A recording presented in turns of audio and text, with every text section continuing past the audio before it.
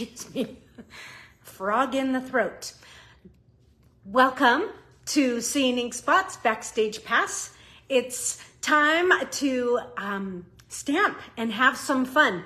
Today I'm going to be working with the Rustic Crate Bundle, I'm going to be remaking some projects that I've done before, but in new color palettes, giving them a fresh take. So, what's new? Just killing time here for just a second before I see somebody pop on. So hopefully somebody will pop on soon so we can officially begin. If not, I'm just going to officially begin and say, okay, this is good. All right, so what's new here?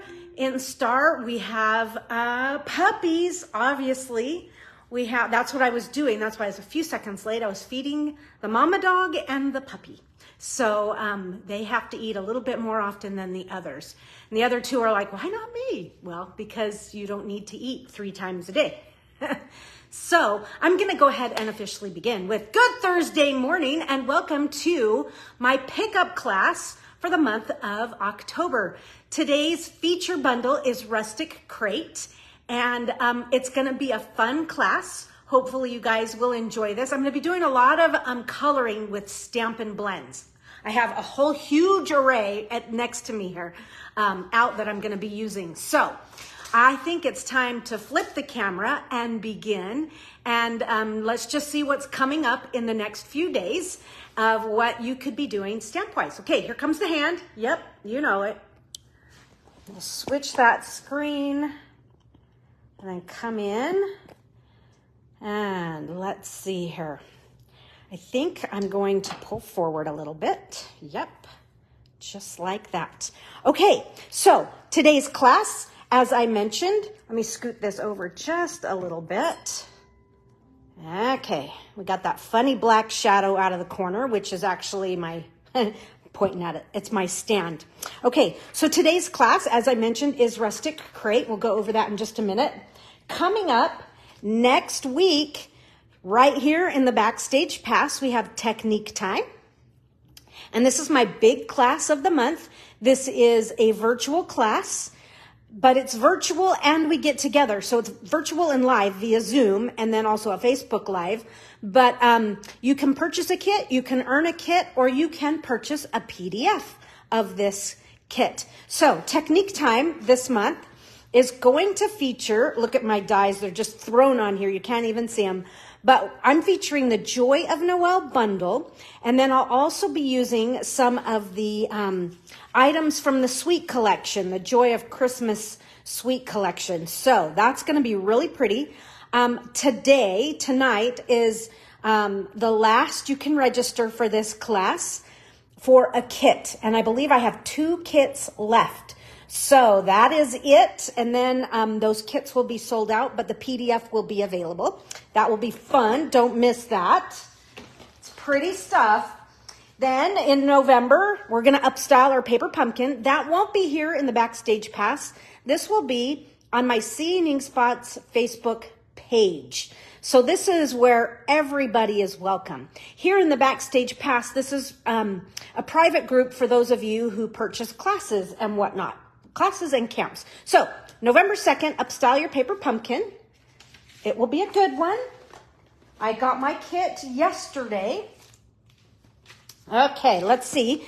For Use It Up in November on the 16th, notice this is usually like the 9th. So the week of, which would be Thursday the 9th, but I'll be traveling. So we're going to skip that and we're going to go to November 16th. And I will be using up some different papers and things. I think I'm using up the back sides of Cheerful Daisy, or whatever the paper is that matches that. So I'm going to be using that up with the Abundant Beauty masks and the Layering Leaves stamp set along with the Bow Punch. So that's what we'll be doing in the middle of November. That will be that Use It Up class. Kathleen has popped on. Yahoo! And then I don't have a little ad made just yet. Garden Meadow will be the feature bundle for November's Technique class. And November's technique class, because of Thanksgiving, I'm pushing that one out a week as well. And so it will be November 30th, and we'll just call it November 31st. That way it's still in the month of November, which is actually December 1st. Good morning, Kathleen. Thank you for popping that comment on there. It kind of helps to get the comments flowing, and then they populate. So that's what's coming up. You won't want to miss that. And then in December, I'll just kind of tell you, in December, we have my 2024 desktop calendar class. That will be December 29th, and that's going to feature the Magical Meadow bundle.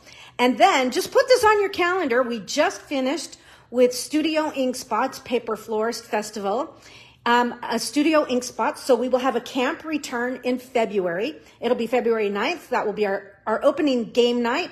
And then our intensives begin and run through the 15th to the 17th of February. So mark that on your calendar so you can be there for that. It's going to be really fun. I don't know what we're going to feature because I haven't seen the new catalog yet. So when that comes out, I'll make that plan. Okay, so today, Rustic Crate. Here is the stamp set for Rustic Crate. This set, oh, look at that. Denise has a bear waving at me. That's fun. Super cute. Anyhow, so Rustic Crate, this is one of those sets that does have some matching dies, and here are the dies.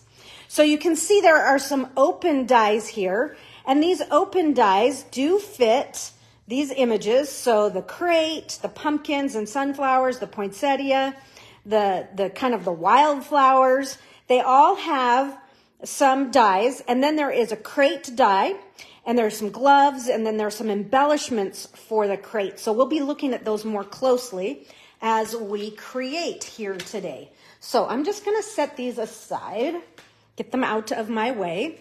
And we're going to start off with a card here. And let's see, what am I going to use for this card? I am using, I'm using just a lot of paper and cardstock and paper for this class, except for this first card.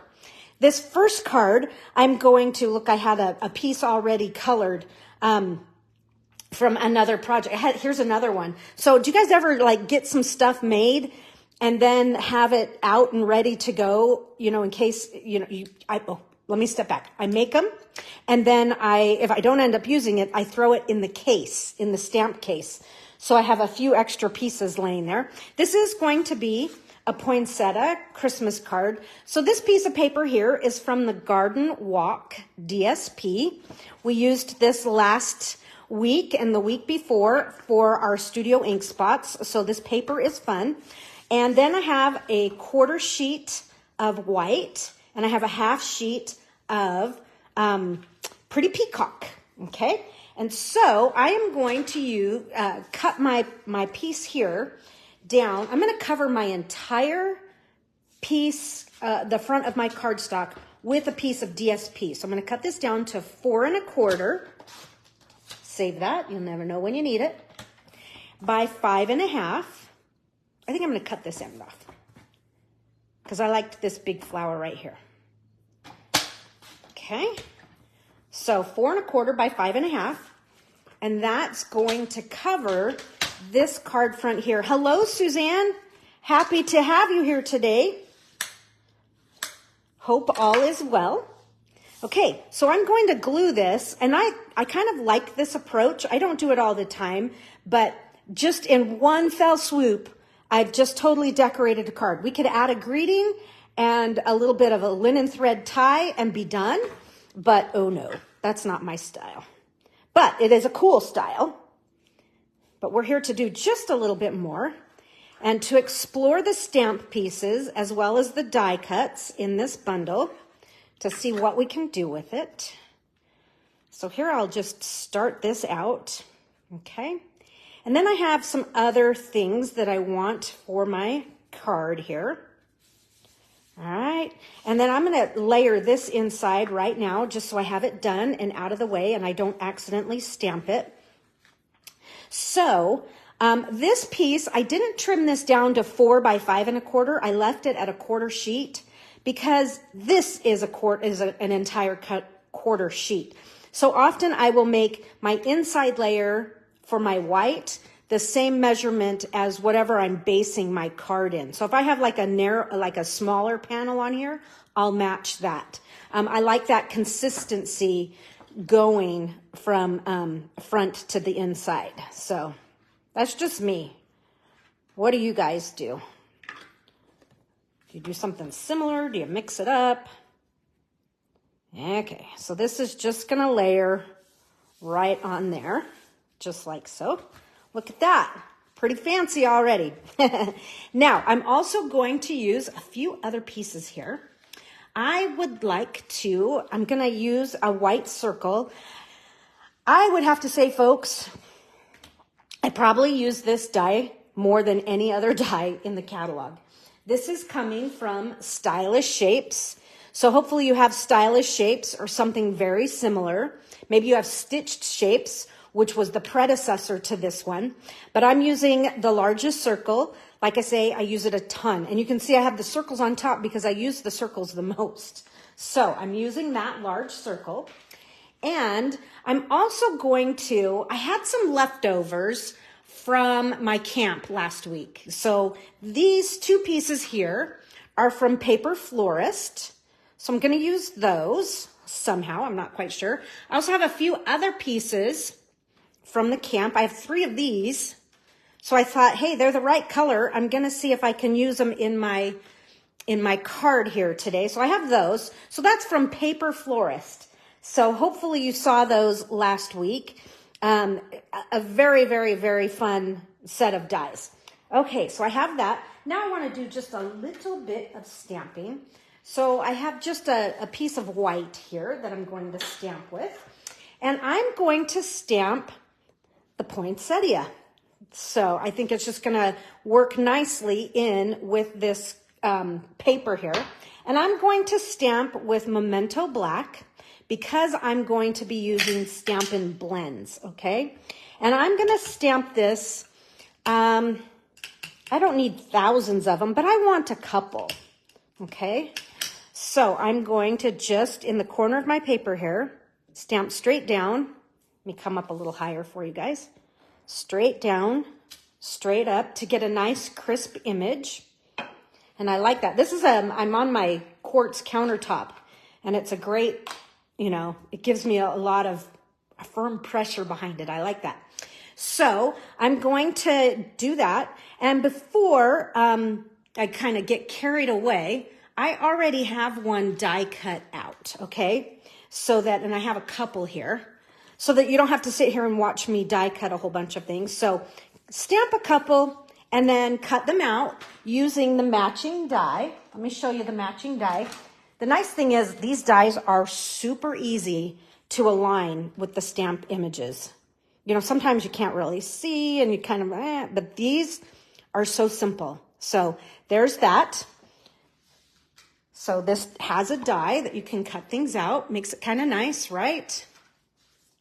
And so I'm going to bring in some blends here, and I'm going to be doing some coloring. Let me grab some scratch paper here. And I'm going to use Poppy Parade for sure, a little Poppy Parade.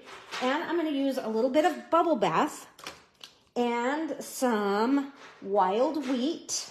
Okay, because that wild wheat is right in here in this card. It's this kind of golden color. And I'm also going to bring in some Old Olive. Okay, so let me begin. I'm going to start with the flower centers. And so I'm not going to do much because they are so small. I'm just going to take a little bit of wild wheat. You could use light or dark. It doesn't matter. But I am just going to get these colored in. Okay, keeping it super easy here. Just color those in. That's it. I'm not going to do any blending of those because they're so small. There's not a whole lot that you can do with them. Next, I'm going to bring in my light Bubble Bath, and I am just going to do just a little bit. I'm going to use the bullet end.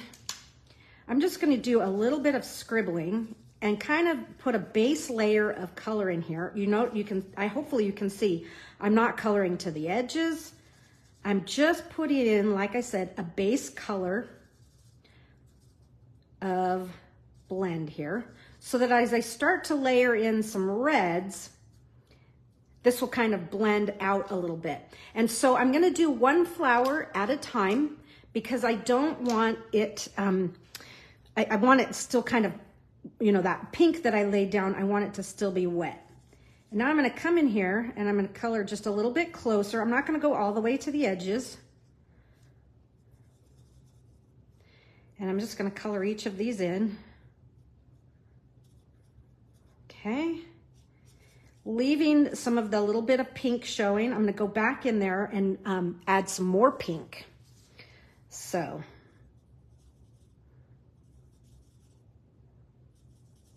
And as I'm kind of missing in spots, that's what's going to give it a little bit more of a, that's gonna get you your variation in color and things.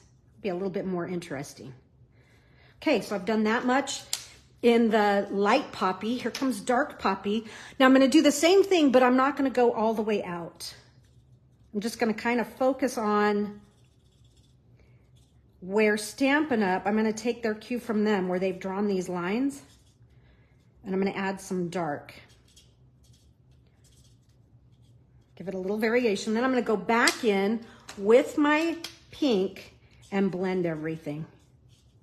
Okay, still leaving maybe just a little hit of white space in there, and not worry about it. It just allows for a little kind of an imitation highlight in a way, and it gives the eye kind of a place to rest and register what this is. So that's all I've done for that. Hopefully you can see those colors there.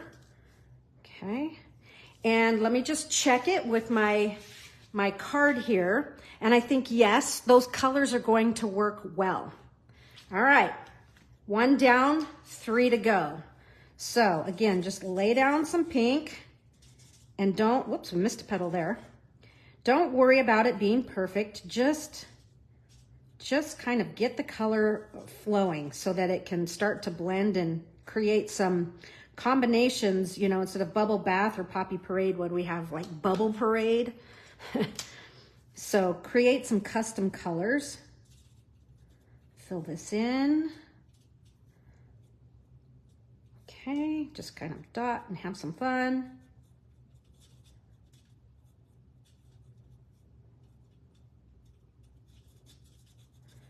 Putting down a bunch of the poppy parade because it's really poppy parade. You know, I don't want a bubble bath poinsettia, but I want there to be some contrast in color. So we want some highs and lows. So this would be our lows right here because this is the darker poppy parade. So I've laid that in. Now I'm going to go back, and I think I'm going to do just a little bit more poppy on this one. So maybe this one is just slightly darker than the one in front. Okay, just blending those so you don't have any funny lines. And there you have it. Okay, so there's one set of the poinsettias done. Now I'm going to go ahead and do the leaves, and I'm starting with light old olive. And so I'll just kind of give a scribble to these leaves. Oops, that right there was a poinsettia leaf. Oh well. A poinsettia petal is what I should have said. It's okay. It's okay. Okay, now I'm going to come in here. Let's see if I can change that to a point.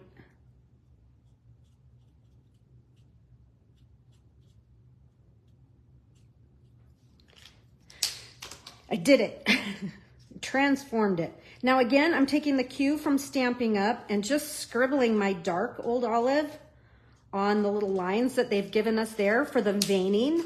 And then I like to go back in and just color my lighter blend right on top to blend that so that the lines aren't quite so obvious and that there's more of a blend rather than, you know, hello, Terry. Good to have you here. Okay, so I'm not going to color this one just yet because I don't know how many poinsettias I'm going to need. So we've got this. I do want to kind of change up my leaves here. So my leaves that I've die cut from the Paper Florist dies, instead of having them just be old olive, I'm going to come in and give them just a little bit of a wisp. And you can see I'm not even coloring the whole thing. I'm just kind of swooping down the sides of the leaves just to give some variation. So it's just not flat cardstock. Okay, just giving it a little bit more texture visually, just so it's not quite so flat. It just brings it to life a little bit. And then I'll do the same thing with the dark, maybe not as far out. Might have to come back in and do a little bit of light on top. I usually do dark first, but in this kind of technique. Okay, so I'm just giving these a little bit of color. And notice I'm not doing anything good. I mean, like, nothing technical on my, look, I just colored myself. So, I mean, that's what I did. Ugly, ugly, right? So let me just kind of clean it up a little bit with the lighter. That'll blend that just a little bit more. That's why I say I usually do this technique with the darker one first. Okay, that softened those lines for sure. We'll just kind of soften these as well. You just want some color in there, but you don't want it like obvious brush strokes. So those are now zhuzhed up a little bit more and they're a little bit more interesting, but I'll push them out of the way. Next, what I want to do is I have pre-cut some crates here. And so the crate die is in 2 pieces. Let me show you the crate die itself. So it's this piece here, okay? So when you turn that over, it's gonna make that one. And then this piece right here turns over to do that one. So you need one of each when you're building the crate, okay? When you cut this piece, it does cut your tabs for you, but what you're going to want to do, and it's a little bit, you feel like it's the wrong thing to do because we see these score lines and you feel like you would fold back. You're actually going to fold forward on these, okay?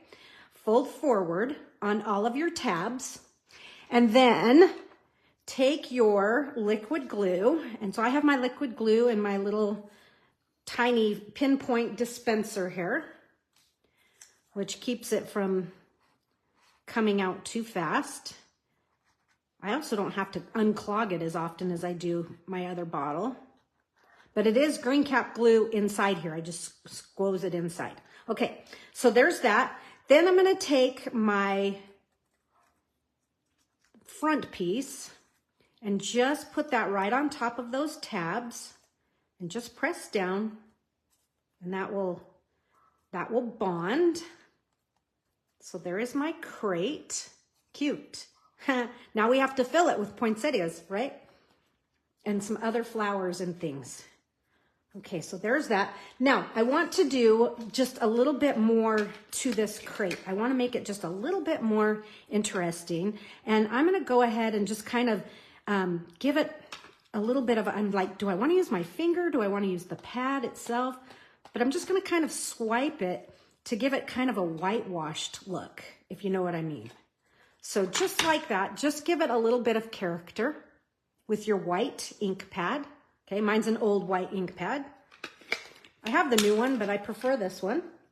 Okay, and so now that I have this, and we're gonna fill our crate here with poinsettias, and I'm gonna cut this and make it be foliage and that sort of thing. I think I do want this second set of flowers here because I'm gonna do a little bit of, I'm gonna have some poinsettias outside of the crate as well. So let's give these a quick color just like we did. So I'm just coming in and I'm just scribbling down dark bubble bath. Is this bubble? You know what? This isn't bubble bath. This is Flirty Flamingo. I was wrong a minute ago. Dark Flirty Flamingo. because it's kind of a color that, you know, if you're putting things kind of in color order, it would be the next one after like Poppy Parade. So there's Dark Flirty Flamingo. I'm not going to cap it tight because I'm just going to open it up in a minute again. Kathleen, you do need a white ink pad. Yeah. Okay, so I'm just going to kind of come in here. Just have some fun coloring. Yeah, white is a nice, you know, it's a good basic to have for different things, for sure. I don't use it all the time, but I do use it quite a bit. I don't use it, some people like it for like embossing with white. I actually prefer Versamark when I'm embossing with white. How about you guys? Okay, so we'll just kind of get a little bit of scribble action going in here. And come in with the dark. And I am not doing anything fancy. I am just let the creative side of your brain take over and just lay some color down and then go back in and give it a little bit more blend with your lighter poppy here. Just in those areas where you feel like, it needs a little bit, like right here, there is a little harsh right there. So I just kind of want to blend that out a little. Okay. Wherever you have those harsh lines, take your your lighter blend and just let it do its magic. Okay, so there's that one. And I'm going to do some leaves just to vary things up here. Don't want that end, I want the bullet end. Okay, we'll bullet end this one as well. And we'll get these done while we're here.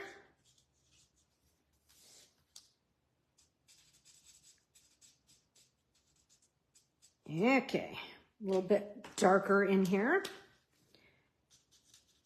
Taking the cue again from Stampin' Up's artist, whoever drew the set. Just like that. I can put that on. Ah, Suzanne, you're a Versamark with white. Yep. I think sometimes the white, for me, the Versamark is a little bit finer and you can get a little bit of a crisper detail, especially if you're doing words, which is really what I do a lot of my embossing. That's what I'm doing, is embossing words. So, okay, so I'm throwing down some Flirty Flamingo first. Okay, just scribbling it on, leaving some negative spaces. It doesn't matter if I don't get all the way to the tips. I'll get there with another color. Okay. I know I've asked this before, but just curious, those of you who are here today, what is your preferred style of coloring? Do you like to watercolor? Do you like to blend? Do you like watercolor pencils? What's your go-to color method, I should say? I like the blends. I mean, they're handy. They're right there. Okay. This is coming along. It's looking good. Add a little dark on these veins. Gives a little character. A little in and out visually. Okay. And then I'll do one last little blend. So Denise, your watercolor with watercolor pencils. And do you use like a water painter, or are you a purist and you use like an actual paintbrush, a watercolor brush?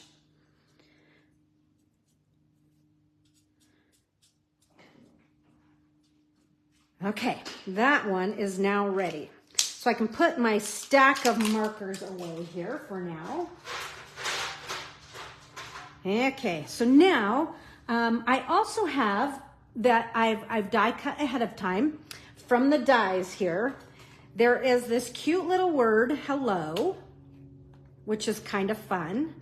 So there's that. There's also the gloves. I'm not sure if I'm gonna use the gloves on this one or not, but there's this one right here, okay? This one is fun. This die here, it's a label for your crate. So let me show you what it looks like die cut out. I've got a whole slug of dies here to choose from. Okay, so I have, here's the frame right here. And then here is the piece that sits inside, right like that. So they're designed to go like that. And then you can put it on the front of your crate like so. So I think I'm gonna use those for this. And in the stamp set, there's a teeny tiny little for you right here. So I'm gonna get that for you. So this could be a Christmas card, or it could just be a card where you want to make contact with somebody, you know, haven't seen you in a while, and you know, who says it, just because it's a poinsettia, it has to be a Christmas card, right? It could be a wintry card, or you could change the greeting and make it a Christmas card if you wanted. But I'm going to take this tiny little greeting, and I wish I had a color that I could stamp on so you could see the contrast. Even I'm having a hard time seeing the contrast here. You use both, Denise, great. Kathleen says, I just barely got some blends, do not have any of the others.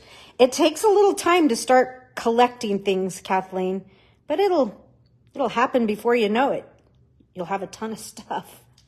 Okay, so there's the for you. Okay, and I'm going to take this frame and do just a tiny bit of glue. I don't need a ton, so maybe a little on the ends. Okay, and then we'll frame this. So cute. Frame it just like that. And then I'm going to glue this to my crate. I know you would think, oh, how come she's not putting a dimensional on there? Because the crate is already, it has some dimension to it. So I feel like I don't need it. So, and I'm going to kind of put it right over the handle, not all the way over the handle, this handle right here, but it just doesn't feel right if I squish it in there. It's too squished for my taste. But I love that this piece in this die set, that they're angled. They have the right dimensions going. Suzanne says, I think the white pad is hard to use. The ink dries out. I like the old white pad better. Yes, ergo, that's why I still use this one. Yeah, don't fix what's not broken, right? And I feel like they didn't need to, yeah, that you have to re-ink it. It's a little weird. Okay, also in the dies is this cool. Did I pull it out and not show it to you? I did. I pulled it out and I didn't show it to you. So you've got this die that cuts the word hello. And so I actually had it cut out already from gold. And I'm going to take and just add a little bit of glue to this. And I'm going to layer it on another hello that I cut with white. And the reason I'm doing that is because if I just put this on my card, it's going to be a little flat. And compared to the crate and whatnot, it's going to be too flat in my opinion. It needs just a little bit more dimension to it. So I'm going to glue this.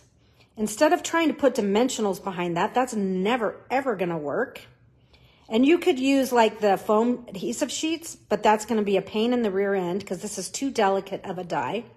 So just however thick you want it, just add another die cut behind it, all right? So I've just given it one layer of white. I could maybe give it another, but you can see it stands up off the card.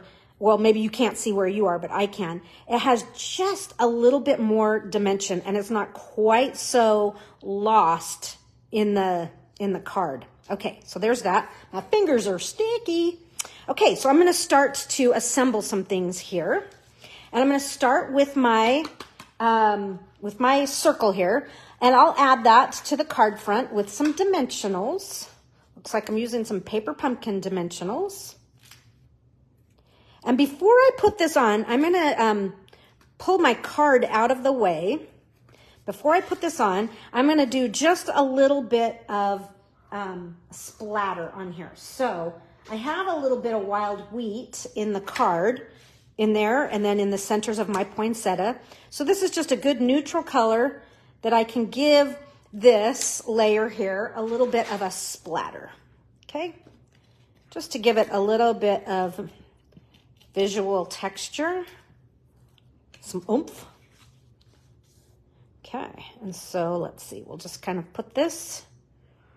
So I'm centering it from side to side, but I'm placing it higher towards the top. Next, I'm gonna add my crate, and I'm gonna glue my crate on. I don't think it needs to be dimensional because it's got dimension. And I'm gonna try and stay away from putting it smack dab in the center. I wanna break this line here and just give it a little bit more dimension. To me, when it's all on here, it looks like it's floating in space. For some reason, when you move it off, it feels grounded. Don't ask me why it does that. It just kind of the principles of design. So there's my glue. And I'm gonna just set this off to the side a little bit. Okay, now I'm gonna take my different flowers and things. Let me clear my scratch paper out of the way so we don't have to look at scribbles. And we can see our pieces that we are working with here. So first, I'm just gonna take these are flowers from the Paper Florist die. But I also like using these for leaves. I think they make cool leaves. So if you attended that camp, you saw that happen a bunch of times. So there's that. And let's see, I'm gonna take my poinsettia here, and I'm gonna put a dimensional there, and a dimensional there. And now I'm just gonna kind of start to play around with my layout here, okay? So do I want to tuck this in? Do I want it coming out? How far am I gonna tuck this down into the crate? Like so. I've got something like that. And then we can add in some more foliage here, like right there. And then this is kind of a fun one. Well, maybe I'll do this. Here's the smaller one. And I'm just playing around right now. So we can put some, let me take this one. You know, just add a little something down in here. Maybe this one's over here. We tuck one right up in there. We'll just have some fun and just kind of find what arrangement you like. You know, maybe I'll do a little down in here. Okay. And so I said maybe that we would have some poinsettias over here. So maybe something, I might even cut them apart. I don't know. I kind of like this. I just need to find the right balance. And then for some reason, I do this a lot with this particular piece. If I've got this one, I kind of like one coming out the other direction. And then I'm going to put my hello right down there in the corner. And let's see here, maybe some more foliage kind of down in here, tucking and hiding, and just kind of add it to different places. You know, do I need another one in here? That's kind of nice. So just have some fun. So I think that's what I'm going to go for. So let me start with this piece here because it's already kind of sticky.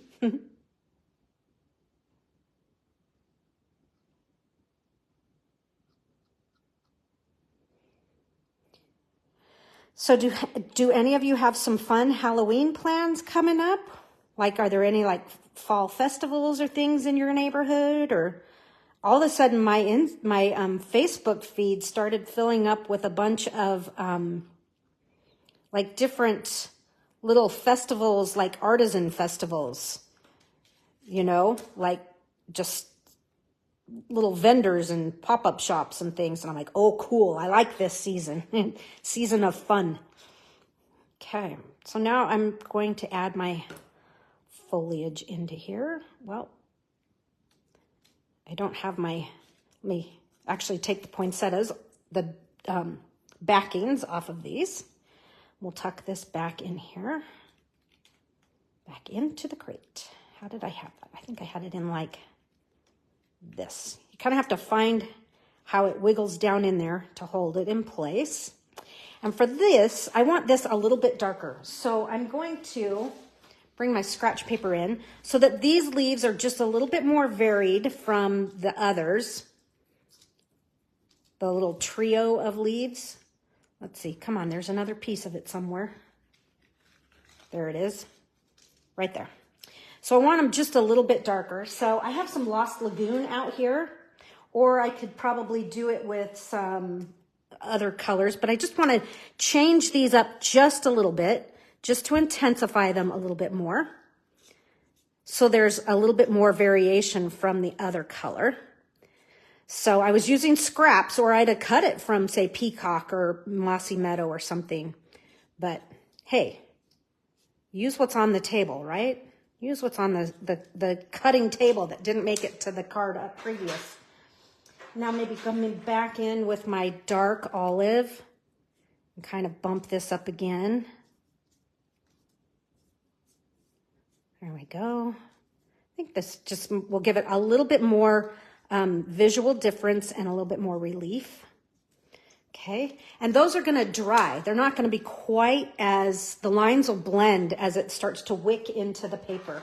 That's the beauty of the blends, is the color does do just that. It blends. You think it looks funny, and then all of a sudden you come back to it and you look at it and you're like, hey, that looks actually really good.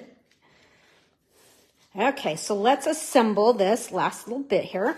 Let's put some dimensionals. So because I don't know where this is going to land, I don't want my dimensional, if I put it on here and then I turn over, it might end up like partially on the crate and partially not. And I don't want that, because then it's going to give me an uneven level. So I'm going to put my dimensionals like here. I know I'm going to cover it with the flowers, but then that way I don't run into the crate. You know, it's not in my way. So we'll kind of frame the word for you right there like that. And then we're going to do one of these in here. And I want this to have some dimension. So I am going to put a dimension on this, a dimensional, I should say. Whoops, that's only the cover. Okay, here we go. So I'm going to tuck this in. Get that dimension, get it to stand out a little bit. And then even if I have to give it a little lift that way. And now I can start to add these. And I'm going to do these with dimensionals as well. Just because I know I can, I could put it on with glue, but this I know it's going to be, it's going to be instant stick, if you know what I mean. So I'm going to do one right in there. And I'm going to give these just a little bit of a curl with my fingers. That way they little natural dimension in a way. And so let's see, do we want one here? I know I had one kind of down over here, but now maybe if this is filled in, maybe down inside the crate. No, I don't like that. I think I'm just going to do these two and call it done and not have a bazillion bits and pieces. But I'll maybe take a look at this one. Maybe I'll use that one. Let's see. So let's do this one right here. And then this, let's see. Do we want to maybe build that up just a little bit? Maybe bring it from behind. Maybe cut. I know what I'm going to do. So customize your dies. I'm going to take one off so it's not the same thing side by side. So I just cut off one of those. Okay, because in nature, you wouldn't have two of the exact same things side by side. So there we go. Just changed the die up a little bit. Customized the look. And now let's customize the look with a little bit of Wink of Stella here on the flowers. I also want to hit this green to kind of pop it up. Give it a little bit more oomph. Okay. Now I could add, and maybe I'll do that on one of my next projects here, and that is, instead of just having these two die cuts, I like to sometimes separate these pieces so that they're a little bit more unique. In other words, I can get a little bit more depth. So I'll just kind of take this one. So if I actually maybe cut this poinsettia off, I could tuck it down into the box, if you know what I mean. So let me just take one that I haven't colored, and I don't even need to cut it nicely. I'm just going to kind of go like this.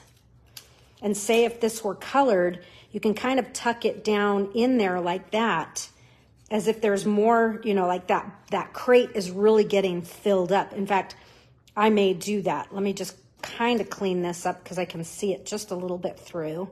So if I just do that much, okay? And then you can take this and nestle that right down inside. And of course I would have to color it, but I think that would fill that crate up and make it look like there's more in there. So I will do that off camera, but before I photo it and put it up on my, on the site here. Okay, so I know it's a little funky looking. Now we could add gems, we could add twine. I have twine here, you know me, I love twine. And I have some white and I have some linen. I think white's a little too much of a contrast. So I think maybe some linen thread would be just what this might need. And we could put it in a couple different places. You know me, just kind of tie yourself a bow. Love me some linen thread. Linen thread, wink of Stella, and gems. But you know what? I didn't bring out any gems for this class. So this is a gemless class. No embellishments. I don't have any nearby.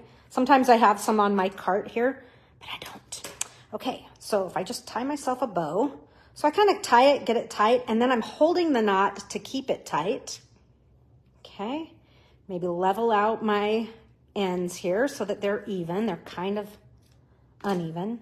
And then I can play with this. So maybe I'll add this, maybe I won't, but you know, we can add kind of one down here in that left corner.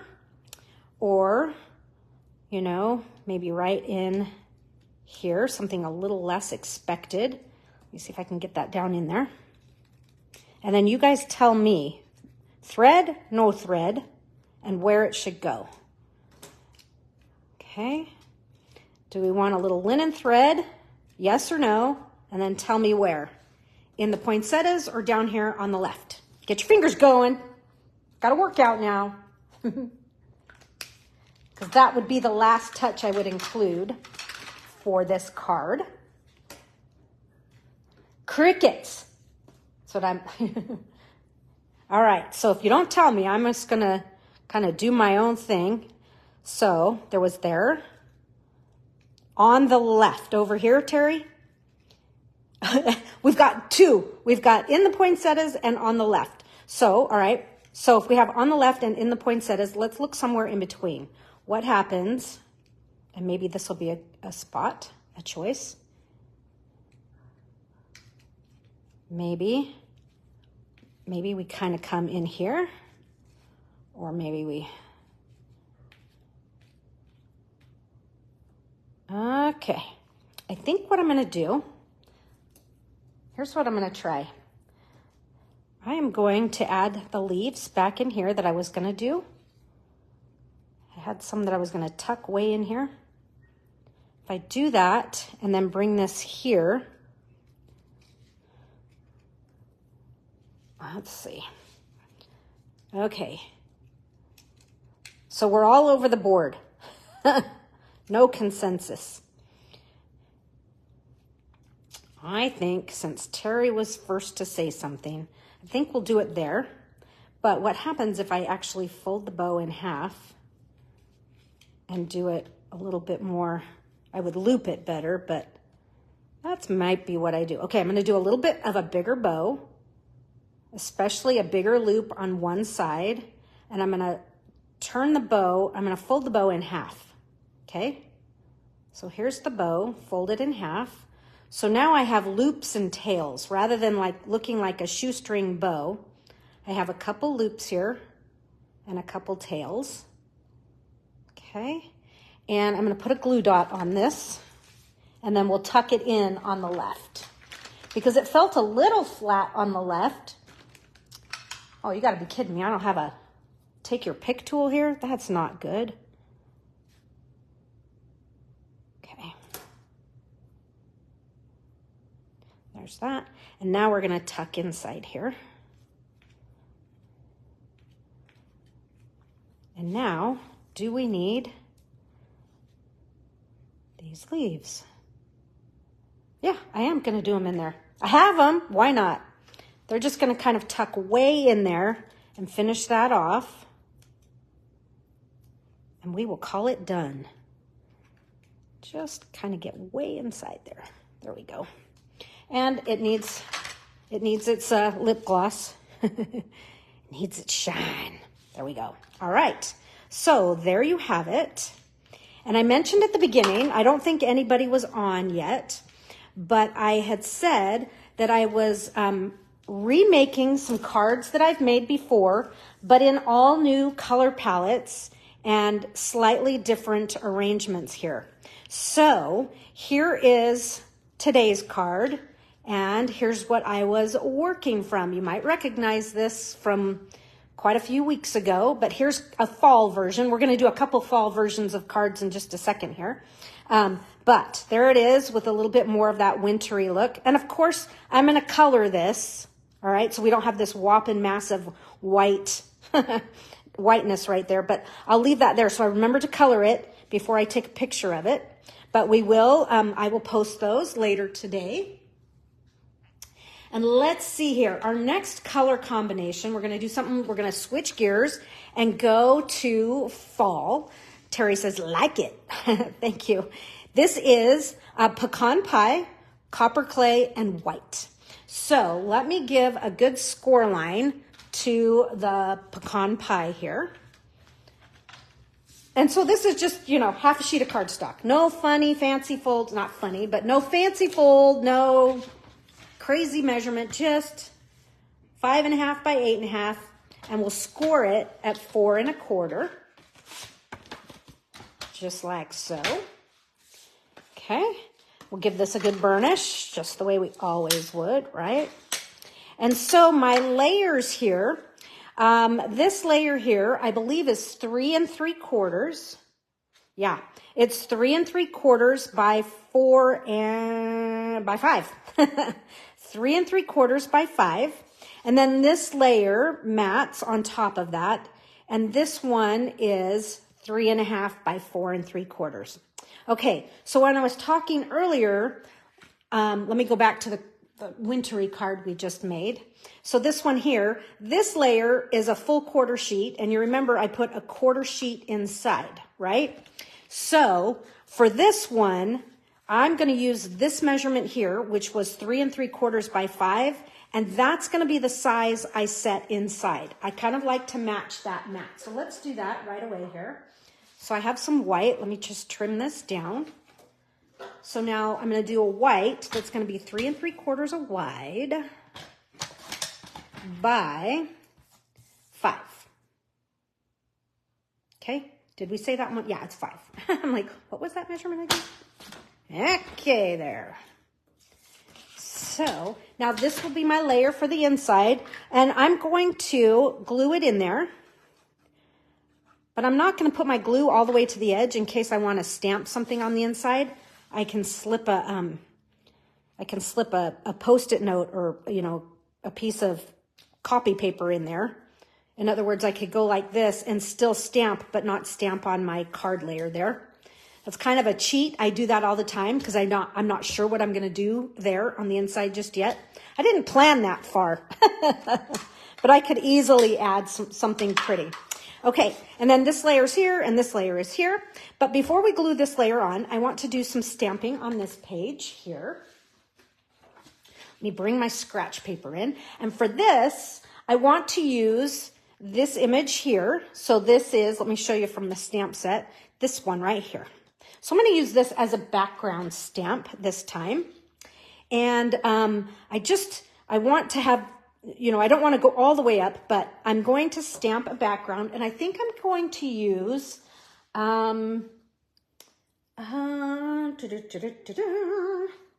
let's see. I was going to use wild wheat, but I don't have it with me. So I'm going to use pecan pie, but I'm going to stamp it off. Okay, so here's pecan pie. And I'm going to stamp way off. Okay, and I'm going to just start these right at the top here, like so. Ooh, that's a nice color. I like it stamped off. Okay, let's do it again. And so I'm going to do this one kind of right in here next to it. Okay, just like so. And I'm going to fill the bottom in as well. And yes, I'm going to end up over stamping, but you'll see that it won't matter in just a second here. So I'm just going to layer this in here. Okay, don't worry about it. Don't worry about it. Get this going right in here. We're going to take this all the way down, because chances are you might not even see all this, but that we will. Okay, so I've done that with pecan pie. And next, I want to take the wooden crate image here, and I'll show you that one from the case. It's this one here. So that's the wooden crate. And I'm going to stamp that 4 times on some white here. Let's see. Get me some, well, I'll get this one right here. So I need 4 of these, and I'm going to do these in pecan pie. It looks like the only color we're using on this card is pecan pie. But I'm going to stamp this. I need to go just a little, I'm going to go up here. Okay. So we're going to stamp it 4 times, and we're going to die cut it all 4 times. Okay. And so there is a die cut that fits this crate right there. And so I've done that ahead of time, so you didn't have to watch me do all that. Let me take this out of the way. Okay, so I've done those 4. Here's number 4. And I am going to first close my pad before I wreck something. I'm going to cut these apart. The first thing I'm going to do is I'm going to cut these little notches off the sides here. Okay. And then we're going to lay this out. Same thing here. So we're going to do this, and I think I'm going to do it to 3 for sure. I don't know that I'll need to do it to the 4th. I might need part of a 4th, so we'll see. But just get them all cut out. And so I'm just kind of chopping that right off. And then we'll do the same thing. I missed one right here. Okay. So now that I have that, the next thing I want to do is I'm going to come in here, and right along this strap, I'm just going to clip up, okay? And then I'm going to come in, and I'm going to trim this out so I can see inside. So just trim right next to that. Turn the corner, and then head up the other side. It's kind of hard to see. I might come in at it from this side. But I'm just going to take that white out of there. So now I can see through, okay? Now I have a white edge here. I'm going to quickly take that off. You're thinking, why did you even use the die? Because it did do a lot of the work. But I'm just trimming this down even further. Okay. And as we do that, we're going to start to lay this out across our paper, and we're going to create a fence. So this is a fence instead of a crate. You know, look at your stamps, look at your dies. What else could they be, right? So I'm just going to come right up that.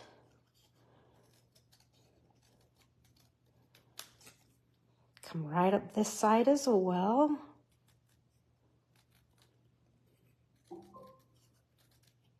Kind of clip in there. Just follow the design of the image. Okay, so we'll just kind of run this across. So you can see that it didn't matter that our images are overlapping. I just wanted that to peek through a little bit here and there. Okay? So pull my chair closer to me. Okay, so, and you could use your X-Acto knife, but you know what? If you do this, no one's going to be the wiser. You're just going to glue it on. No one's going to know that you've got a little cut right there. If you, you know, kind of pick just the right spot to do it, you won't see it. So that's why I chose to cut mine right there. I'll turn the corner. And I can't really see on that angle, so I have to come up this side of it.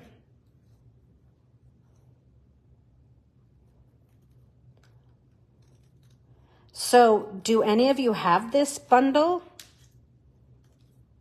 Just curious. I saw and was intrigued by it as one of the first things I saw in the September to December catalog. I've seen some things done with it, but not as much as I've seen with the pumpkin punch bundle and with the All About Autumn bundle. Whoops, got one more little crate knobby here. But I kind of like this little set. Because, you know, it's giving you several seasons. With this stamp, that can be total wildflower and summery. Then you've got the harvesty pumpkin stuff going. And then you also have, you know, the poinsettia. So it really gives you some options. And we like options, right? For sure, for sure. Okay. And I'm going to trim this away also because it's just so easy to do. It's not a hard cut at all. And it's kind of, you know, I'm not doing straight. I'm just kind of following the line of the crate. And there you have a fence. Ta-da! Okay. So you can space it out a little bit so you can kind of peek things through. But my whole thought on this one was kind of creating a, like, you know, when you put a scarecrow up on the fence, but we're not going to put a scarecrow up on the fence. We're going to put some pumpkins up on the fence, right? But I just thought it was kind of fun, kind of different. Anyhow, so let's put these on. Let's add these to our card base with some dimensionals. And I think I'm going to grab some minis here and just kind of do, oh gosh, it looks like we're going to be here forever with putting dimensionals on. Doing 4 per, something like that. Load them all up. We're going to double fist and do 2 at a time here. That one. Okay. Let's get all of these on. Okay, and then we'll put this on our base, and then we'll glue that to our panel. And then I am going to put some twine on this one too. Okay, all of those are done. Now the time to peel all these off.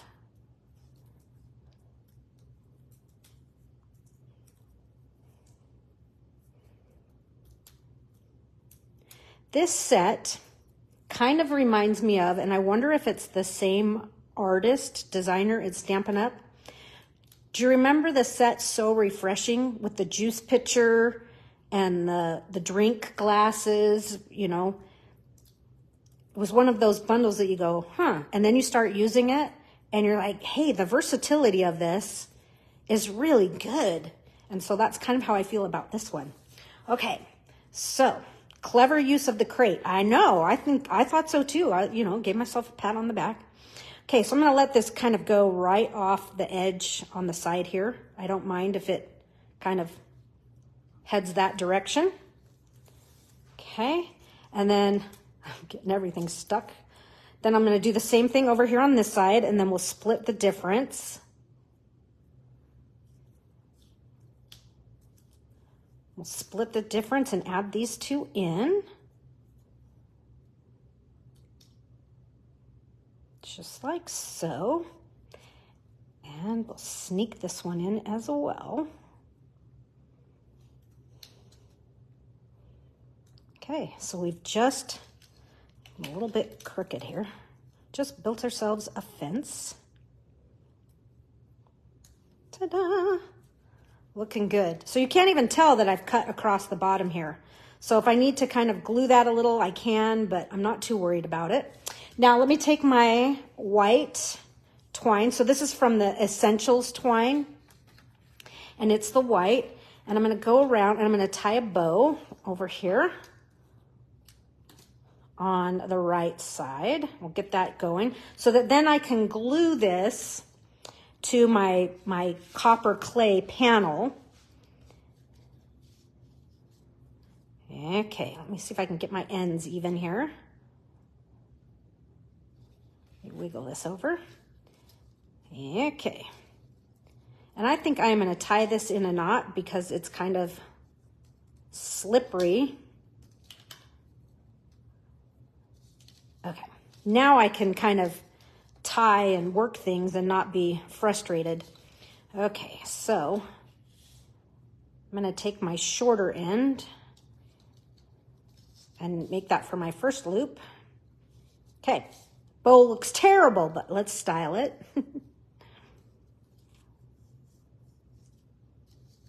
Takes a bit to style, you know, baker's twine and linen thread. You don't want to just say, I can't do it, or looks terrible. You got to work it. Okay, and like this one has a mind of its own, but pull on it and tweak it. Okay, it's getting closer, but I'm not going to fiddle too much right now. I can fiddle with it before I give it away, right? Okay, good enough. All right, so now I have stamped. Here's what we're going to do. So here's this image, and I'll show you this one from the case. It's fun. So it has the sunflowers, the corn, and the pumpkins. And what's fun is, you know, depending on your color palette, you could do something that's more Indian corn-like, or, you know, whatever you're thinking of doing. I'm going to do, let's do some pumpkins here. Let's stamp this. And I think I want like 4 of these, kind of like I did the other one. So let me just show you. I already have them cut out, but let's be official here. And let's stamp it. So I'm stamping in pecan pie. And I'm going to stamp 4. So here's 1, and then I would do 2, 3, 4. Okay, and I have those already stamped and die cut, just because, like I say, you don't want to sit there and watch me die cut. But I do like to color before I die cut, but in this case, it's, you know, we're making a, you know, if I'm just sitting and stamping alone, I would color it and then die cut, because it's a little bit harder when your pieces are like this, but you can do it. I know you can. Okay, so my colors for this, I'm going to bring in some copper clay, and I'm also going to bring in some pecan for sure, and some, let's have some green, and I'm also going to bring back, no, I think I'm going to use daffodil. Nah, we're going to use, well, I'm going to bring in daffodil. I don't know. We have daffodil and flirty. We'll see where we're going with our pumpkins. I'm not sure what color they're going to be this time. But let's put these layers together just so that we have them done and they're set aside and we don't accidentally put something in the wrong spot, if you know what I mean. So I'll just add my white layer that we stamped and added our fence to, our copper clay. And I'm just looking to make sure I have an even border on the top and on the sides. Okay, and this cantilever's over, so yeah, that's going to be a little different, but that's okay. Okay, fix that.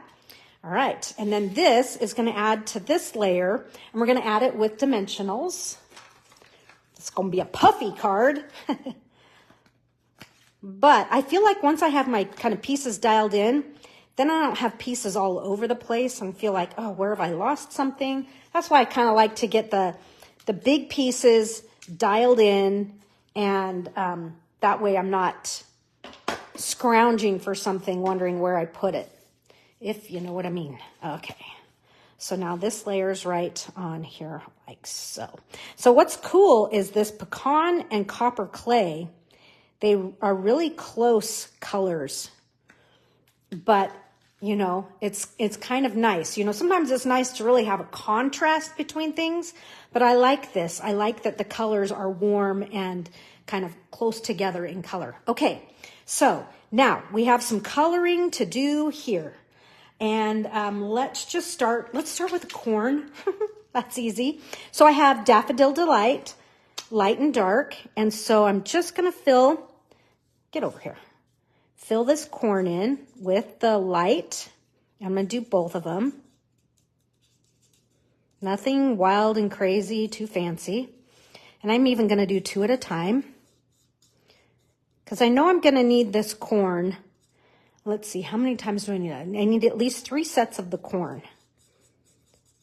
Okay.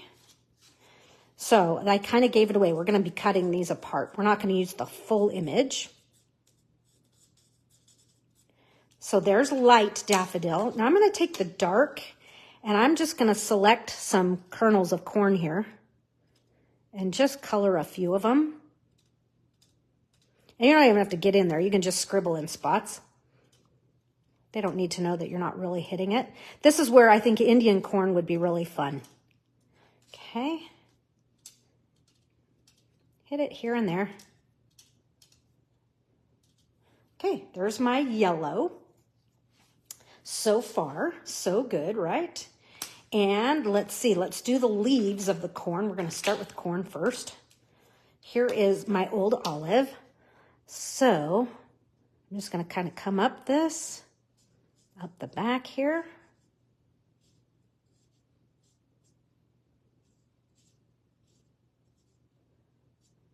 Okay, that was the light old olive.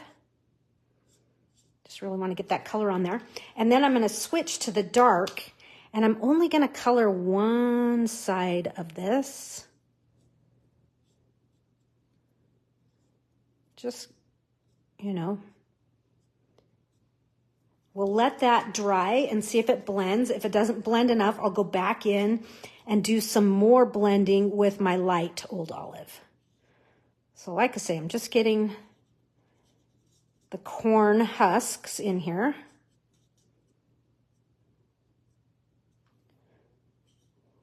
Okay, there's a light old olive.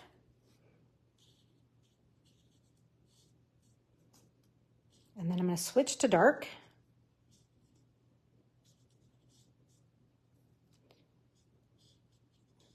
It's so quiet in here right now. Dogs aren't barking, wiggling, wrestling. All I hear is the clock ticking.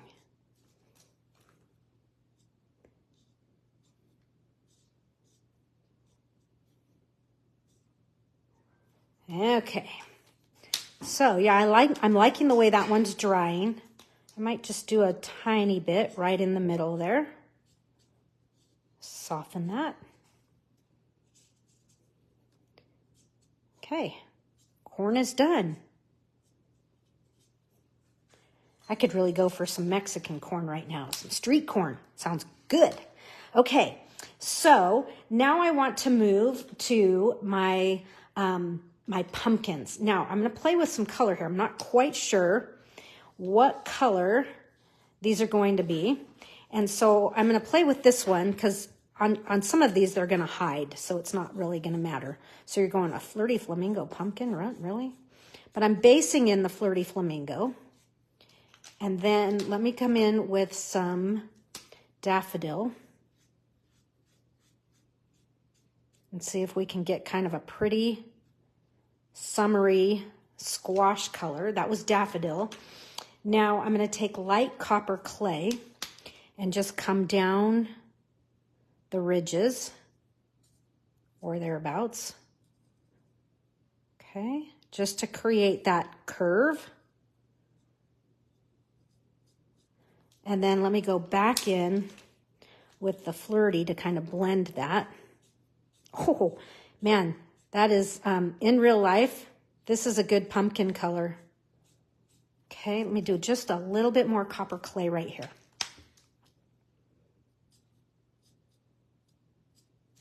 And let me blend that.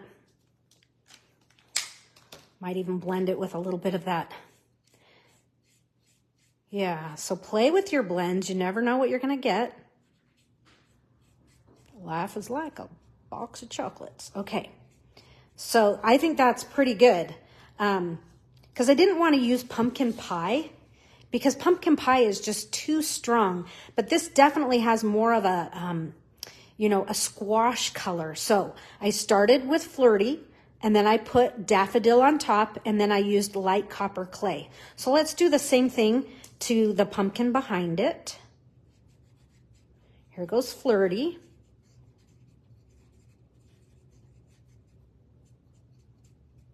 Okay, and then we'll do some, this is Daffodil Delight. And then we'll use a little bit of copper, and maybe I'm gonna use the dark copper on this one. It might be too strong, let's find out. But I just wanna vary it a little bit so it's not exactly like the one right in front.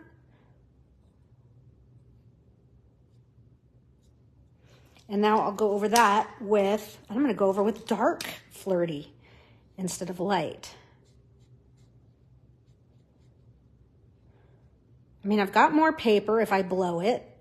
I've got the die, I can always make a new one. Now I think I want to, it's a little pink, so let me warm it up a little bit. Ah, yes, pretty. Okay. There you have it. While that's wet, I think I'm gonna add just a little bit more copper in here.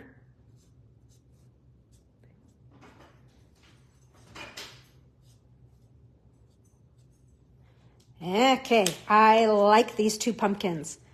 Looks good, looks real good. So play with your colors. You never know what you're gonna come up with. Each one might turn out just a little bit different.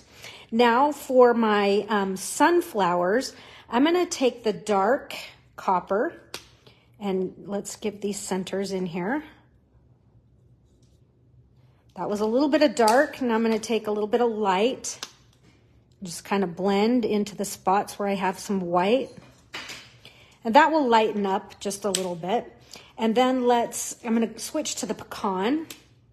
Not all sunflowers are yellow. So I'm just gonna brush some pecan in here.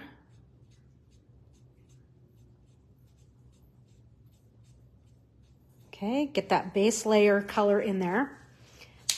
I know, I like it too, Denise.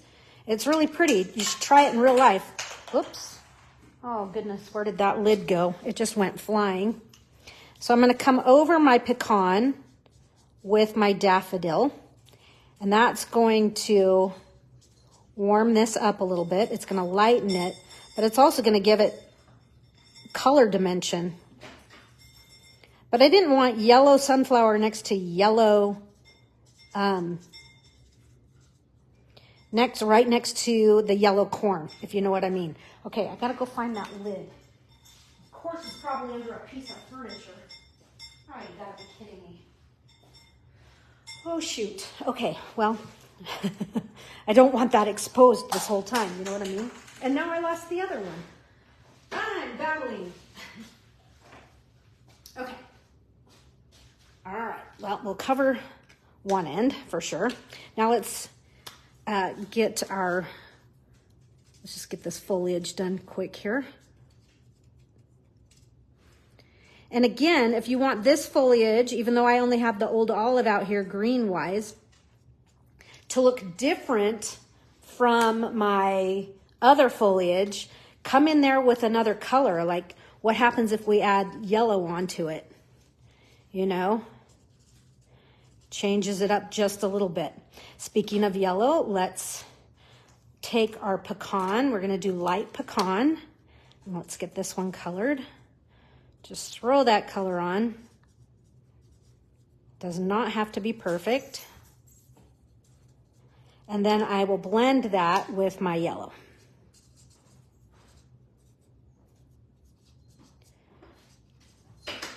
By not having that pecan all over, you know, having these little spots of white left over, it lends to just a little bit, you know, you get a little bit more of that highs and lows, and it starts to look really good. Okay, so I'm going to take this and we're going to start this. Let me get some dimensionals here. Oops, I don't want minis. This is big enough. So we'll add this. So this is going to be my anchor element, and then I'm going to decorate even more, and we'll add more bits and pieces to things, why I did 4. So this is just going to kind of sit on the fence right about there. Okay. And so I have my corn here, and it's already cut out. What I'm going to do is I'm going to do kind of a partial color of my sunflower. I'm not going to worry about the entire thing because it's going to cover, but some of the sunflower is going to show. So I'm just flinging these lids everywhere. So I'm just going to do kind of a real quick partial color. Just kind of this upper, like from 9 o'clock to midnight. I'm going to, you know, give this a little bit of color here. I don't need to do the whole thing. Put a little yellow on top of this, kind of like we did the others, so they match. I don't even think I'm going to need the centers or the leaves because it's not going to show. Okay, so I'm going to take this much and I'm just going to kind of trim around this corn and just kind of cut it off right like that. And I'm going to tuck this one, and I might even cut more off because I don't know how far down the dimensionals are, but we'll just even take that off. But this bit of corn is going to, of course I have dimensionals in the way, it's going to tuck right back in there. So let me trim just a little bit more of this off. So just come right up in here, and we'll just take that off. So that's kind of funky, but all I want basically is the corn to show. So I'll do a little bit of, come on, trying to get that to loop over. Something like that. Okay, so I have a little corn there. And I'm going to do that again. So I've got my second thing of corn here. And this time I don't even think I need that sunflower to show. So I'm just going to kind of take this right off. Just cut that right off. And I'm going to tuck it up in here. See, kind of like we have a nice bounty. That way it looks a little bit different. Yeah. Thanks, Kathleen, on the nice shading comment. That's nice. Okay, so I have one more. I want another. So maybe this pumpkin right here. I'm going to take this and I'm just going to kind of chop this off like that. And I don't even think, I'm just going to kind of come down like that. So I'm just kind of cutting bits and pieces because I want this one, I'm going to have this kind of tuck and fill right in there. Give it a little bit more show, if you know what I mean. So, but let me trim this away just a little bit. Okay, so let me color my sunflowers here. So I did copper clay on the inside. This one might show. So there's copper clay real fast. Then I'm going to scribble pecan, leaving white spaces. Okay, then we're going to fill that in. We're going to color right over that pecan and fill in those white spaces with daffodil. And it's this edge right up in here that we need to get. This is what's going to show on this flower. It's right in here. Okay. Just a skosh more. Right there. And so this is going to tuck right in there. I think I'm going to trim a little bit of this away. Yeah, my leaf is going to show, so I've got to color my leaf real fast. Real fast. And it doesn't have to be like perfect like you've done all your other bits because it's kind of hidden back there. But I did scribble a little yellow on top. Okay. So there we have some of that. So we'll glue that in place. But I still am going to add just a little bit more dimension to this. And what I've done is, so I have my pumpkins here, right? What I've done is I've stamped, but I've cut out the sunflower, but you can see I cut out and I removed kind of all the petals that were in the windows. So I'm down to just one layer of petals here. And I'm even going to clip these where I can to the center. Okay, so it's not going to be on all of them, but just clip to the center on some of these. You just kind of make the executive decisions which ones you're going to clip. But I'm just coming around. And the reason I'm doing that is so that And I've kind of gotten all around except for right there, so that I can kind of bend these and get some dimension out of it in just a second. So let's color that the way we've colored all the others. So we have copper clay in the center here. And I'll do just a tiny bit of dark. Okay. Then we have pecan as our flower. We're just scribbling. Is this pecan? Yeah. I'm like, sometimes it almost looks the same as copper clay. The pen itself and the lids. So you can see I have lots of white space showing there. That's where I'm going to fill in with my yellow. So I'm going over the pecan and I'm hitting those white spots. So I'm filling and blending at the same time.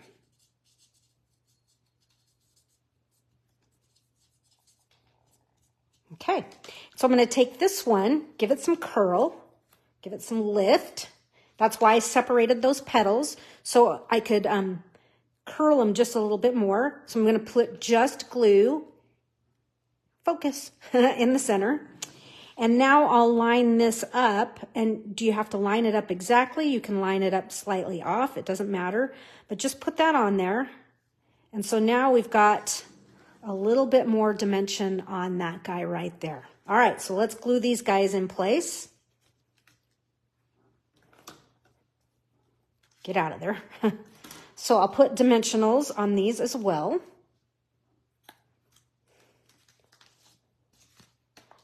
Maybe put a mini on this guy. It's a little smaller. Phyllis, one of our puppies, she's out there barking. She's got this little bark. It's just kind of cute. You know, little puppy barks are kind of cute. So there, oh yeah, that's a good spot right there. So there's one of my corn, extra corn. Here comes the other one. We'll tuck this one up in here. And then, helps if I pull the back off. And then this last sunflower we'll tuck right back in there and kind of fill out that area. Looking good. It needs a little splattering. So I think I'm going to take... let's see. I think I'm going to use wild wheat. Okay. And so this is a light wild wheat. And I'm basically aiming for the white part of my card. So I did just a light splatter there. For my greeting, I'm going to stamp the Good Things Take Time from the set here. And do I have that on a block yet? Nope. So there's Good Things Take Time. And let's see.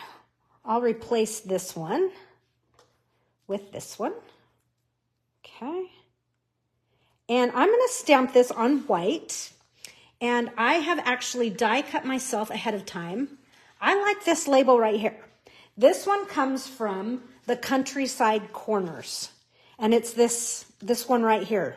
So it's not the banner inside, but it's this first, well, it's this last one. If you go 1, 2, 3, 4, 5, it's the number 6. Right there. This is nice because the corners are just ever so slightly angled, and but it's just a nice size.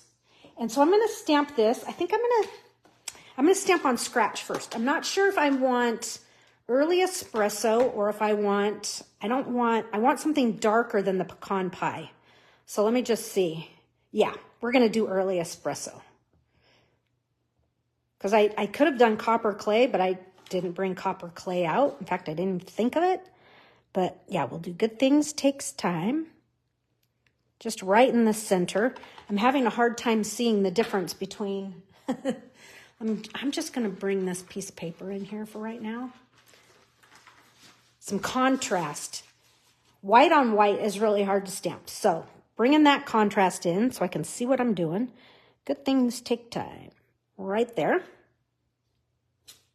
Awesome. Cool. I like the simple font with the handwritten. I'm going to let that dry for just a second. And then I'm going to keep things real easy here. And I'm going to add this to my card with some dimensionals. Let's find a sheet. Where did they go? They're all right here, but they're not right here. Oh, there they are. They got moved further away. Okay, so I'll do 2 of these. And I'm going to catch the linen thread in the one. So I'm going to bring this, whoops, it'd be nice if it's not upside down. Like I say, I'm going to catch my thread here just a little bit. And we'll just kind of have this cantilevering over the edge. And last but not least, let's bring in a little bit of Stella. And we'll kind of bring these pumpkins to life, the sunflowers, definitely some corn, you know, just have some fun with it. Let me kind of curl that I'm going to bend this up just a little, give it a little lift, fake dimension without adding another dimensional. And there you have it, just kind of a rustic, fun card with items sitting on the fence. Okay, here's my original. So we've done it in a new color combo, a little bit different. So this one is Lost Lagoon and Wild Wheat, which is going to be the inspiration for our next card. I'm going to use that color combo. I love Wild Wheat and Lost Lagoon together. I think they work really well together. So I have a mess of blends here. Let me just cap all of these and put them away, except for the one that the cap is under the sofa. So I'll have to go grab that in a minute. But hopefully you like that one. I think it's fun layout, fun to look at your stamps and your things. And what else do you see besides a crate? Oh, I saw a fence. And then cut apart your images to create custom shapes and custom bits and pieces. So there you have our second remake. All right, what else are we going to do as a remake? So let me set these aside. So our next one, I already said we would be using a Lost Lagoon. So here's my card base for this card, and Wild Wheat. And I have a piece of white that I have pre-embossed, and I have used, oh gosh, I can't even think of the name of this one right now. It's the one, it's got texture, and then it's got some text in there. So this is just, to me, this one fits that rustic feel. So that's what I've pre-embossed. And so here's what this is what it looks like done. Hopefully you can kind of see that. There's some of the words, and then it's just some cool random texture. Now, my card size is a little bit different than what we would typically do. And it's sometimes nice to create in a different size. It allows you just a little bit more freedom to make things a little bit bigger. So this card base here, it's, I believe, let's see, it's 6 by 8. Yes, it is 6 by 8. So my finished card is going to be 4 by 6. So this is 6 by, right now it's 6 inches wide by 8 inches, and then I've scored it at 4. So now our finished card is going to be 4 by 6. For some reason, it wasn't computing in my brain. Okay, and then we've got some layers here that we're going to mat.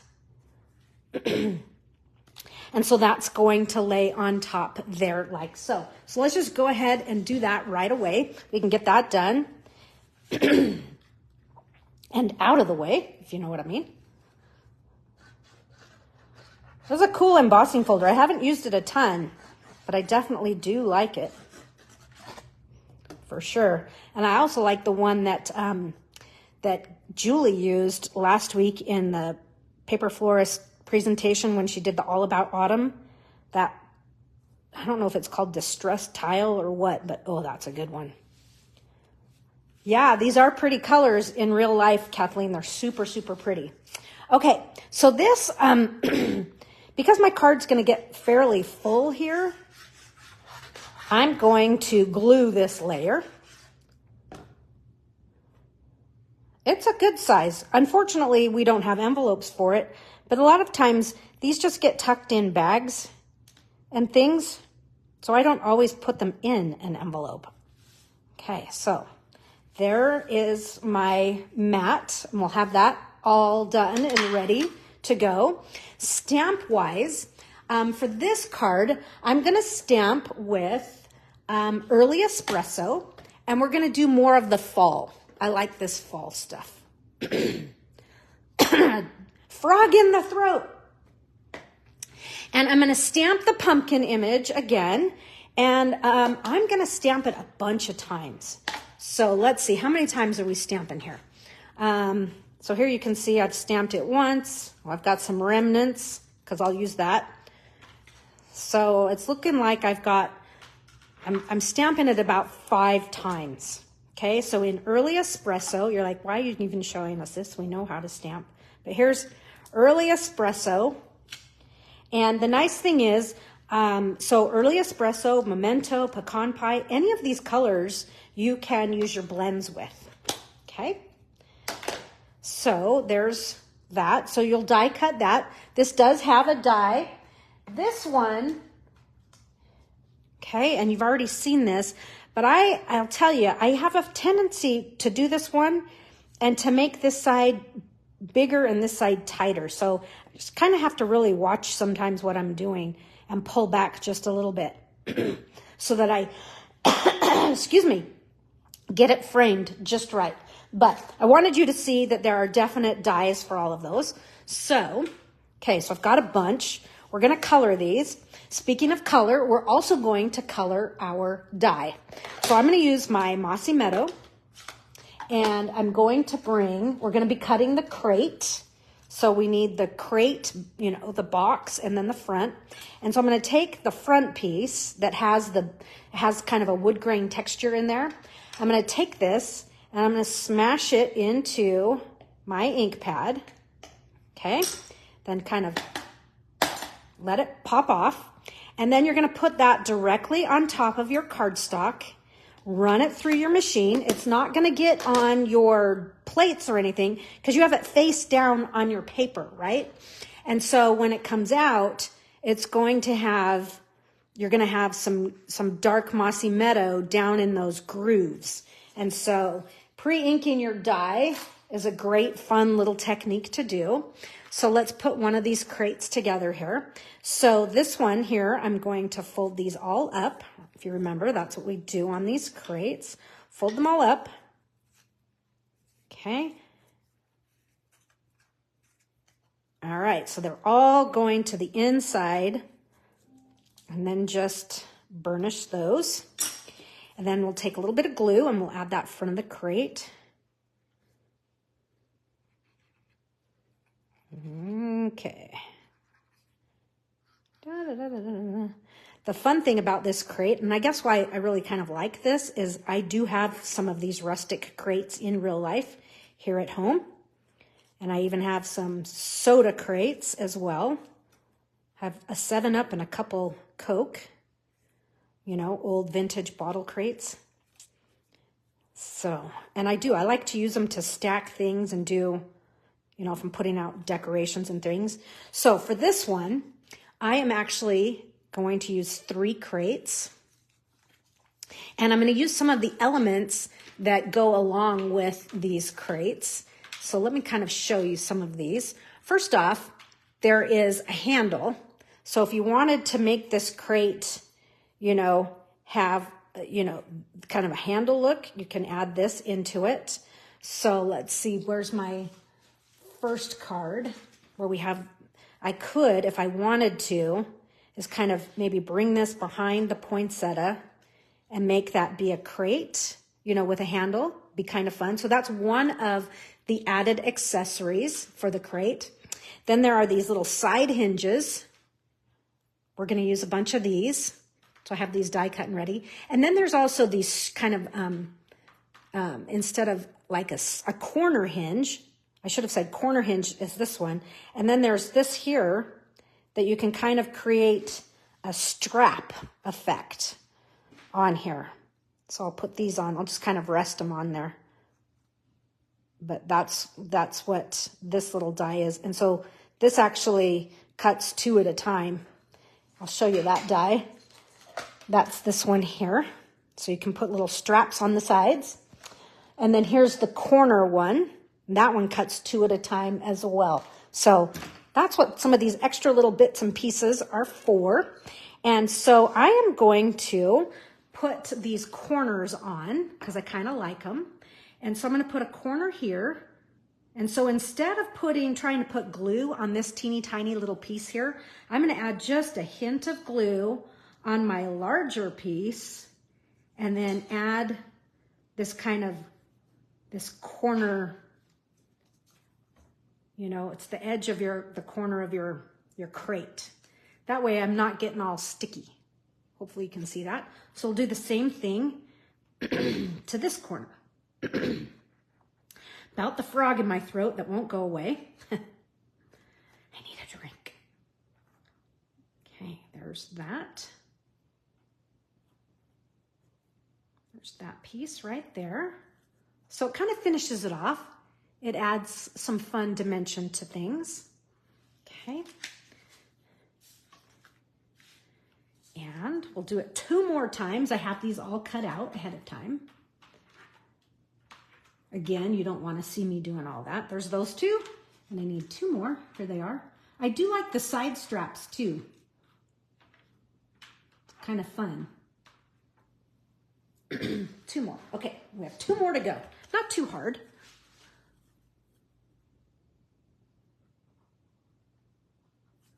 Add a little glue there. A little glue right there.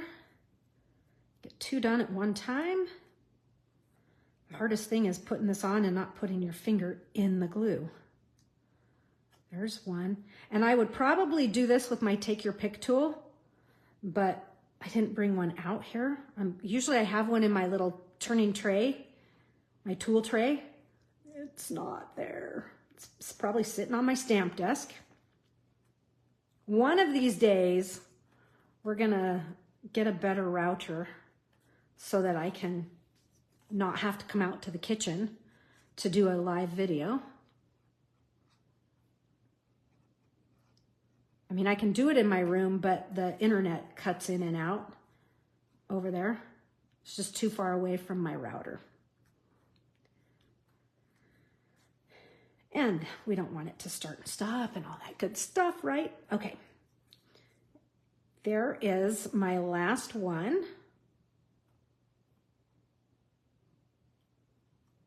Ta-da! Okay, so that gives them a little bit of fun dimension here. And what I think is fun, so if I had thought and was smarter about this, I'd have run my embossing folder the other direction, because there's a couple ways we could do this, and that is that we could kind of stack these crates, you know, and that would be fun that way, and then add some elements into the crate and do something cool that way. Or my original that I'm casing, I stacked crates like this, okay? And I kind of put them up like that. And so you can kind of put a couple there, and then like this one is sitting on top of that one. So we have something like that. But now we need to fill all of these with different pumpkins and things. So we're just going to kind of set them inside there.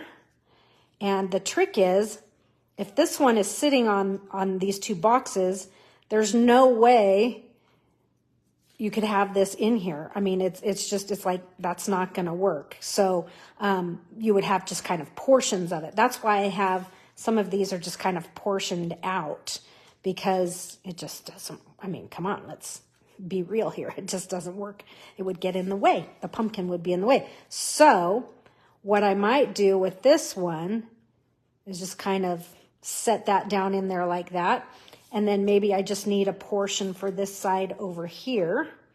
And so what I would do is actually come in here and trim this. I'm just going to kind of come in from the side here, but is trim this away and then set this one down in here. And of course we have to color all this, right? Okay. Kind of fill these crates up, if you know what I mean. So I'm going to trim some of that away so it looks a little better, because you can kind of see it through the handle, but it's a quick trim. You know, just kind of wiggle your scissors in and out. Doesn't have to be perfect. And so that way none of that pumpkin shows. Well, that wasn't the greatest trim, but you get what I mean, right? Okay, it was a little better. So we're going to have to color all of these elements to sit down in there. But at the same time, we kind of want to fill it out just like we did the card previous, where we have a little bit more action going on. So we might want a little extra sunflower, or maybe we're going to set a pumpkin or something even behind in here. So you just can kind of fill things in. So it just looks like a nice, bountiful look of produce and whatnot. So it looks like we're going to color.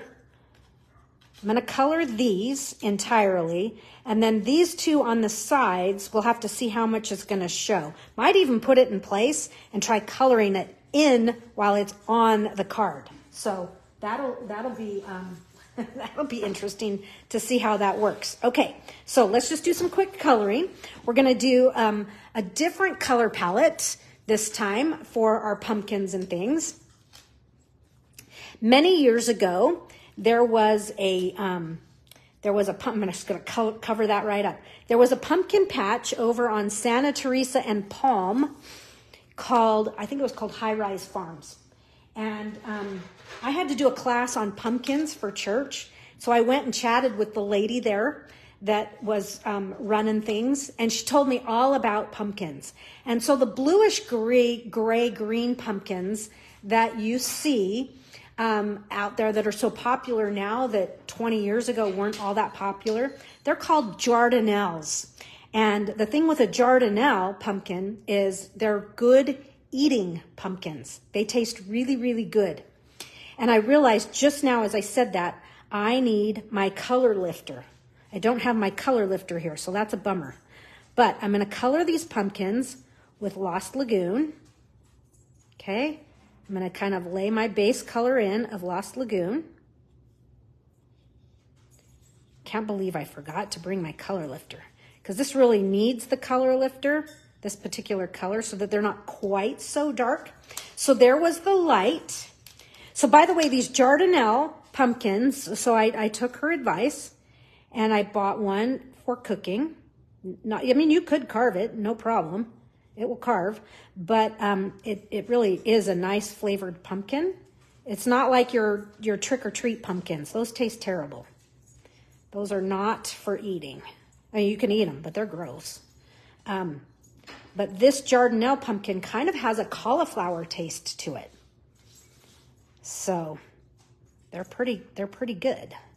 Okay, so I'm just adding some dark right in the ribs of these pumpkins. Just a little bit here and there. Not much. And then I might go back in and just tap a little here and there just to kind of blend in some spots. But I'm trying not to blend over my little highlights that I have going. So there's my pumpkin on that one. And let's do this one. This is light. Yep, had to make sure I had the right color. So let's just do these real quick, because this is going to show. We're going to put this in one of the crates. Okay, we'll get this pumpkin going as well. The other good eating pumpkin, sometimes they call them teddy bears. And some of the little teeny tiny ones, she said they're not great, but what you do is open it up and take out all the seeds, which there's not many in those little things, and then pack it with butter and brown sugar. So I tried that as well, and let me tell you, that was really, it was like dessert. It was so good. But if you want to eat pumpkin, you can. You just have to buy the right ones to eat. Don't buy your jack-o'-lanterns. Those are for pigs. For pigs and carving for Halloween. That's what she taught me. So, a little bit of what I learned from her. What you always wanted to know, right? So there's our pumpkins. Let's go back to kind of our old olives, since we have those colors out here. And let's get our foliage going. And so we'll do our foliage just the exact same way we've been doing it all before. A little bit of old olive. This is light. And then I'm just going to hit this with a little dark just to give us some interest. There's that. In fact, this time I'm going to do the dark first. Kind of ugly, I know, scribble scrabble. And just blend it on top. It's a matter of what was in my hand, you know. I typically start with light and then add dark on top, but you can see it works. It works. So there's that. Let's do some sunflowers here. This time my sunflowers are going to be wild wheat because that's one of our feature color card on our card here. And I think I will stick this time maybe with some, here's pecan pie. So we'll try pecan pie here in the center of these. And you know what? I'm not going to add any light and dark on that. It's such a small area. It's done, right? And we'll just scribble these in. This was light wild wheat. Now I'm going to take my dark wild wheat and just kind of hit some of these shade lines that Stampin' Up gave us that said put blend here. So there's my sunflower. Now I could come in and try a little bit of yellow just on top, see if we kind of like that, and kind of come in there to hit some of these white spots that I left. Yeah, it just brightens it just a little bit. Just brings it to life just a little bit more to hit it. Sorry, come on, camera, focus. To hit it with that little bit of light, that lighter yellow. Okay, so let's do the same drill. You just take these lids off. Lids are everywhere. Okay, I'm going to color these just in case they show. I'm not going to worry about them being good, though. Okay, that's dark. I want light wild wheat. So scribble, leaving some white space. Take your dark, hit those shadow lines that they drew, then take your yellow and come in and hit the spots that are white. Kind of just blend those up a little bit and brighten your sunflower up. Okay, let's do the same thing over here. We'll start with light. Make sure it's light, yep.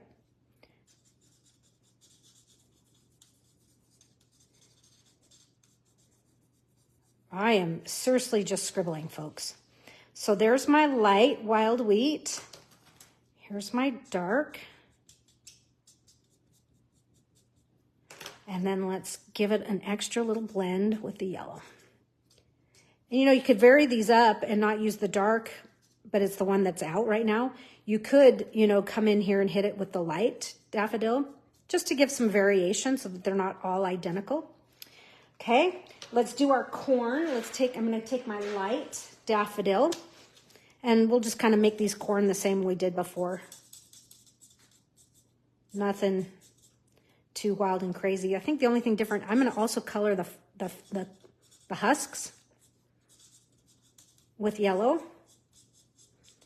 I'm going to base them in yellow and we're going to hit some contrast. This is actually wheat. And I'm going to kind of just dot some kernels in there. And now I'll take my light old olive and just kind of brush a little bit into these husks so that they're not the exact same color as these leaves. Speaking of these leaves, now these will just be old olive. And I'll add a little dark into them, just to give them a little variation. And then there we go. That one's done. Done. Several more to go. So our corn, we just did the husks. So we're just going to mass produce here now. Husks and cobs with daffodil light. And then I'm touching in some wild wheat. And then we'll come in and just barely lightly color. I'm just doing really light little swooshes of that old olive. That's old olive light on my leaves. Okay. Still dropping lids. Okay, so the inside, we're going to do pecan. And then we'll do wild wheat. This one, I think I'm going to do it a little different. I am going to use the light daffodil. When I was saying, you know, you could use the light. I've been using the dark because it's what was in my hand and what was a little bit, you know, faster to go. So this time I'm going to change this one just a little bit. Just so it'll still be the same, but I'm going to use my light daffodil instead. Okay. Hitting those white spots so that we definitely have some yellow popping through, but then I'm going over and blending some of that wheat color. Okay, so let's fill this in. Let's get some things based on our card. Then we'll see how much more we need to color in other areas, okay? So here are our crates, and let's just kind of form these. I'm going to go ahead and glue these together so that they're kind of sitting side by side, right? So put a little glue on here. Where'd my glue go? It's in my pile of dimensionals. There's that and that. Okay. It's kind of side by side. Smoosh that. Then we'll add this. This is like it's sitting on top of all of those, right? So let's fill these two sides in. I'm going to put a dimensional behind this and then tuck it down into my crate like that. Okay. And then we'll do the same thing on the side. Over here. And I'm putting it far enough that you can, like this one, you see it through the handle of that crate. We'll put this on. And so this is going to go on with glue. It's got plenty of dimension. It does not need any more. We'll just set this right across here. Like so. And before I go on with the next step, I'm going to do just a little bit of, you know, take any of your colors. This is wheat. It seems to be the magical color of the day. And I'm just going to do a little bit of splattering. It's okay if it gets on the other things. It's light enough you won't see it. There's that. Now let's take this crate and stack it on top. Okay. And this one, I almost need a dimensional back here. I don't want to put it where it's going to kind of collide right there. I'm just going to do glue kind of right in here. And we'll stack this right on top. Give it that illusion. Okay, and I think I need one more dimensional right in here to kind of keep this balanced. Make sure you can't see it through that handle. But there we go. Okay, now we'll add this one inside this crate. Kind of tuck it down in there. Okay, so I'll put that in with dimensionals down at the bottom.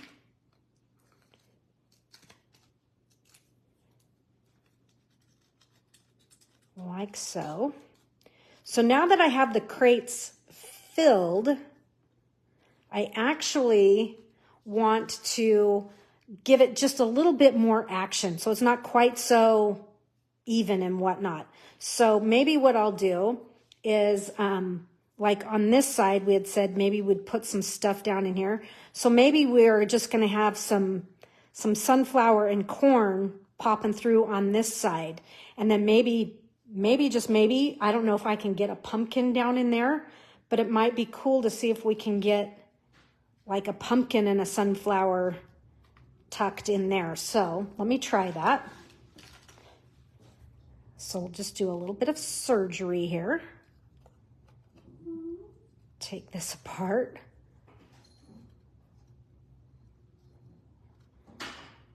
I'm just going to kind of come down and around, pretend this is the way that it was designed to be.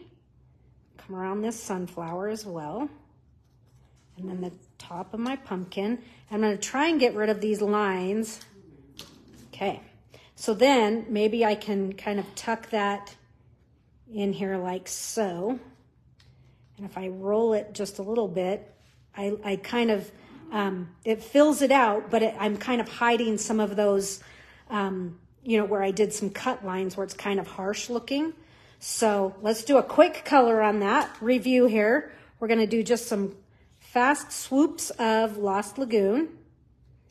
And I'm going to bring that Lost Lagoon into the ribs. I'm not worrying about the bottom because it's not going to show. There's that, and maybe just a little bit more blend here, right over where I just colored those ribs to make them even more dark. And then our flowers were, this is dark, I want light. Oh, hey, where'd my wild, oh, it's right next to me, right under my nose. So we'll do a quick scribble like we've been doing of wild wheat, and then a little bit of the dark wild wheat. Why am I having a problem? Where did my dark, I just had dark wild wheat. Oh, that was dark wild wheat. That's not it. Here it is. It looked like yellow to me. So we have a dark, we have a different flower than what we've had. That's okay. That's okay. We'll add a little yellow on top. Don't need to do a ton, but just give it some color there. And then I'll do the pecan right in the center. And then we'll just tuck this in with, I'm not sure if I'm going to need a dimensional. Yeah, you know what? I am. And it's a bummer. We're going to be covering up our beautiful work right there. That's okay. So I'm going to add my dimensional like right there. Okay, so there's my dimensional. And then I'll tuck this way down inside so that I'm hiding some of my mechanics of some of the funky. But now that's filling out and looking a little bit more custom. That's my biggest thing, is I like to customize things. All right, and so I want to get some corn right back in here. So I'm going to trim this part of the pumpkin off. Just kind of come through here as if this were the way the piece was supposed to be. Just follow right up here. Okay, and then we'll chop that off. That's not going to show. And we'll do a quick color as we've been doing. So we're doing daffodil on all of the corn and the husk, just like we did. Then we took wheat and we did some spots in here on the kernels, and then light mossy meadow. Just brush it ever so lightly into these so that we still get that yellow coming through. Then take your light. I'm not sure how much of these leaves will show, but we'll get them done. I know that bottom one's not going to show at all, so I shouldn't have even colored it, but you just never know. Okay, there's that. And then the center of our daffodil, our sunflower, is pecan pie. Then we're going to use wild wheat and daffodil. So is this light? Okay, this is light. That's what I wanted to start with, the light wild wheat. And again, I'm just scribbling. So we'll scribble, scribble. Then we'll hit with dark wild wheat to get a little bit of action in here, right? And then we'll color all over that with our daffodil just to kind of blend. I think I'm going to go to my dark daffodil on this one. I could see that my daffodil wasn't showing up at all. So this is a little bit more intense. I like it. I like it a lot. Okay, so there's that. That's ready. I'm going to put a dimensional on this, and then we'll tuck it in here. And then it needs a greeting. So I'm just going to reach this in here, kind of fill in there so that we've got some corn action on this side over here. Just like so. Well, that one's pretty upright, but I don't want to totally... I'm trying to decide what angle I want it at. That looks pretty good. It's a little high, but oh yeah, there we go. I got it to go further in. Okay, these two lines are really bugging me, so they're gonna go. They're gonna go away. Okay, and Livy's over here whining at me. She's gotta go out. So I'm gonna tuck this in here, and for 2 seconds, I'm gonna step away so that I can let her outside. She's just right here saying, I gotta go, gotta go out. I have to go out and bark. Okay, so there's that. And now I want to put a greeting on here. And the greeting I'm going to use from the set, I'm going to use the one that's blessed beyond measure. So I'll need to put that on a block. So I think I'm going to take this one off the block. So do you guys, when you clean your stamps, I sometimes do, you can tell. So I clean my stamp, and when I'm putting it back in the case with the photopolymer, even on a pretty solid image like this, I do clean the back side, so the flat side. That way it's clean, it's free of fingerprints, that's why I'm barely touching it, and I'm adding it back into my case there. That will help it to not fall off. You know, because you've got fingerprints and just different stuff. So clean the back of your stamps as well. And maybe you already do, but just checking it out. Okay, so here's Blessed Beyond Measure. And I need some white. So let me find a piece of white here. And I am going to cut myself a, I think I can fit it in a 1/2 inch. So let's see what it's like with a 1/2 inch. How many caps have I dropped today? Another one went down just now. I'm going to cut myself like a 1/2 inch strip here. Here's a 1/2 inch, just like that. Okay. 1/2 inch strip. I'm going to flip my card over. Nope, it's too bulky. I was like, I need some contrasting color here. Here's some contrasting color.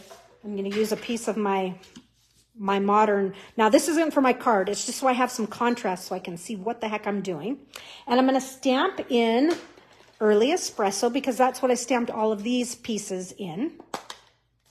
Okay, and I feel like I need one more like sunflower over right in here, but we don't need to take the time to do that.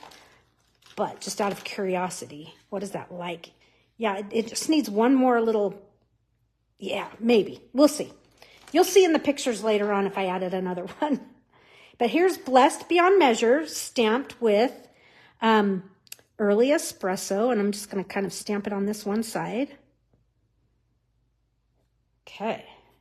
And now that looks good. I'm going to trim this side off to where I have kind of even ends. Just like so. And I'm going to bring in my Happy Labels punch. I really enjoy this punch. But, and I could use the ticket end or I could use the scallop. I'm going to use the ticket. So just slip that right in the 1/2 inch slot. Make sure that's good and centered. And then you get this cool little ticket end on it. I think it's fun. Okay, we'll slide that all the way in. Okay. And then that's going to go right across. Clean all this out of the way. That's going to come right across here, and I'm just going to try and decide, do I want it here? Do I want it up here a little bit more? But I'm losing my pumpkin here. I might do this, folks. Okay. Decisions. So if this one goes here, remember I said I felt like I needed something back in here? You know, do we have some sunflower in here? Or do we just get it back in there and go right over top of it? Maybe it's up higher. I'm just trying to decide, because this is where my greeting is going to go, kind of up in here. But I don't want to cover everything that I did. It could go, could come across over here. It could go just about anywhere. I have my, this one, I have this a little high. I want to tilt it down just a little bit. See if I can get that to stay there. You know, maybe I'd bring it over here more. Oh, yeah, I kind of like it right in there. But I still haven't decided where this guy is going to go. Maybe just play with things. Maybe it's right in there.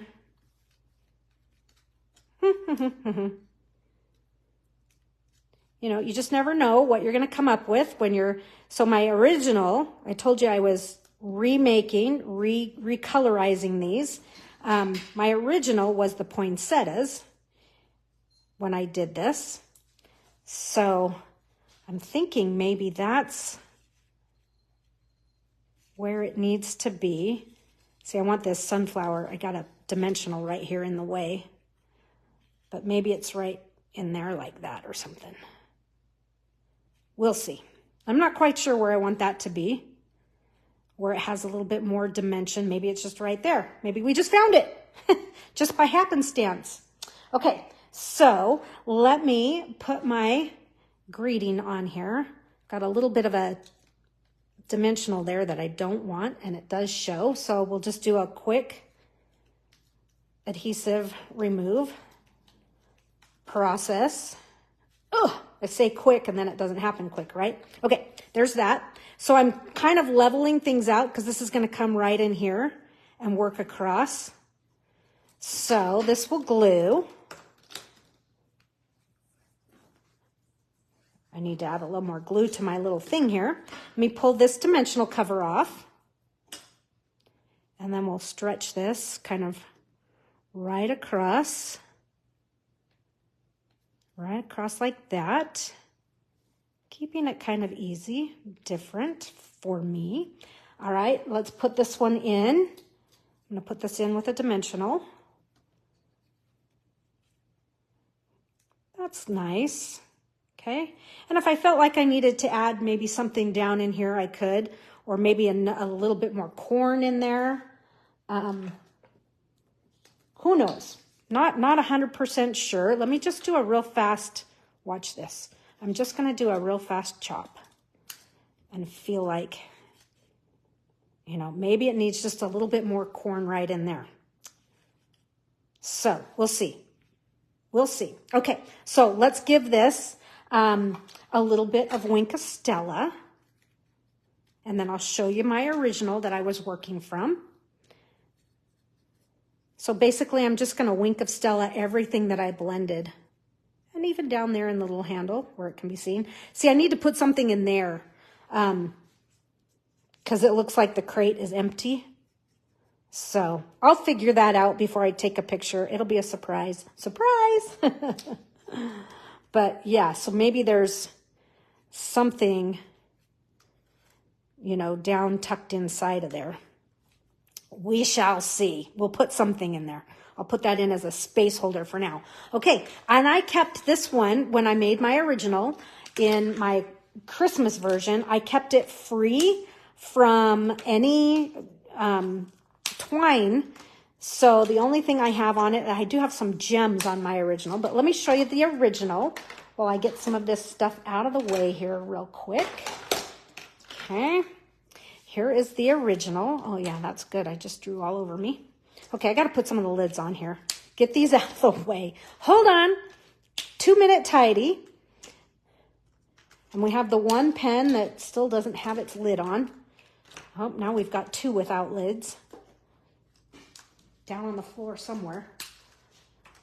Okay, so now that I have some space and I can bring these, I'm shoving everything to the side. I'm like, I can't see anything. Okay, so here's this one. Here's the original. I really enjoy this one right here. I like how this one turned out. But you can see how this one's maybe a little bit easier to tuck the poinsettia in than to tuck this one in. So, and I wonder, this is the embossing folder. So I think this was a discontinued folder that I used. This is the one with the brick and that's the one. Oh, well.